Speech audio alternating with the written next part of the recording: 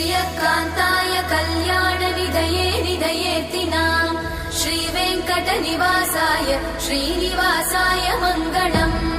लक्ष्मी सविभ्रमालोकसुभ्रूविभ्रमचक्षुषे चक्षुषे सर्वलोकानां वेङ्कटेशाय मङ्गलम्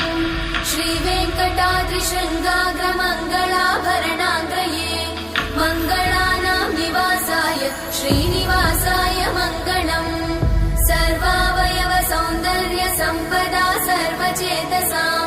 सदा सम्मोहनायास्तु वेङ्कटेशाय मङ्गलम् नित्याय निरवध्याय सत्यानन्दचिदात्मने सर्वान्तरात्मने श्रीमद् वेङ्कटेशाय मङ्गलम् स्वतः सर्वविदे सर्वशक्तये सर्वशेषिने